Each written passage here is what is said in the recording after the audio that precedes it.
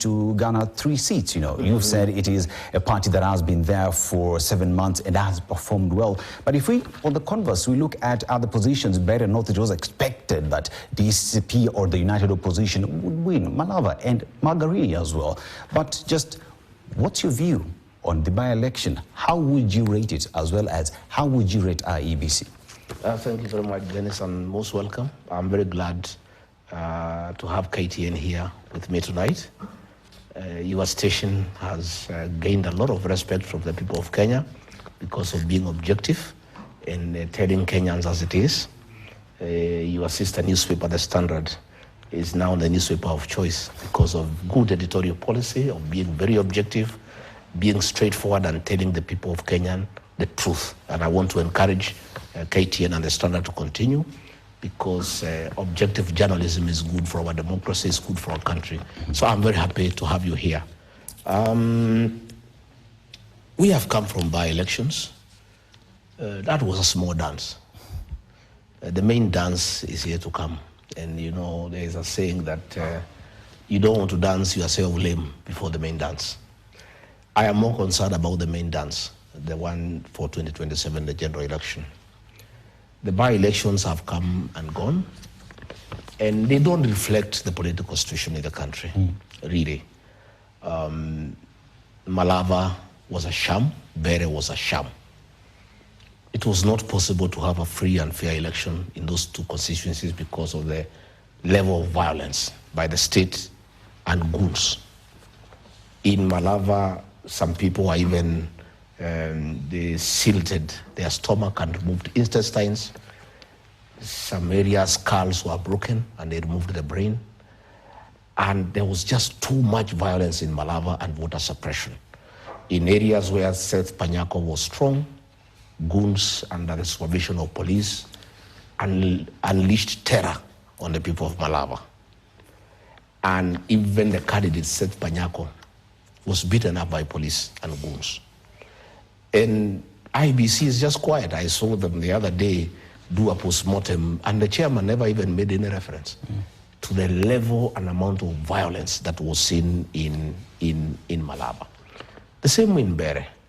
We saw a cabinet secretary take over a polling station, beat up personally in a company of police and goons, overran a polling station, beat up the agents, beat up the clerks, the presiding officer, and went ahead to stuff ballots into the ballot box.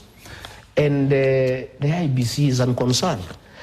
And in Narok, myself, I was met with a lot of violence by police on the 24th, during the last day of the campaign. Despite us having a scheduled rally in Narok town, the police barricaded all roads leading to Narok to stop me from getting to Narok to campaign for my candidate, Douglas Maskonde. But as it were, you know, I'm a villager. And a villager in his normal environment is very good. So I know my way around the villages. And the Maasai are also very good villagers. So with the help of the Maasais, they were able to map some routes for me to get to Narok from Mtolele. And I got to Narok in a helmet because stones were raining on me. Live bullets were directed to my car. There was just too much violence. So the by-elections really cannot tell you exactly the mood of the country politically, because the atmosphere of those by-elections was not conducive for a free and fair election. Mr. Gachagua, you've raised allegations in terms of the violence that was meted on many during the by-election. You say that there was stuffing of ballot boxes. And with this, one would hope that you would take these complaints to court or raise them with IEBC. I think have you raised these with IEBC? What is their response? Are you going to court to challenge elections in areas where you say there are problems? I personally, where I had candidates for DCP, I'm not going to court. I put 5 candidates, one in Magarini, and we performed very well. We were a credible second. Despite the irregularities, I think we did very well, and I'm happy with the outcome. I had a candidate in Purko Ward in Kajiado, a seat previously held by ODM. UDA was number 1. We came very close by, and ODM was a distant third. And I think we did very well.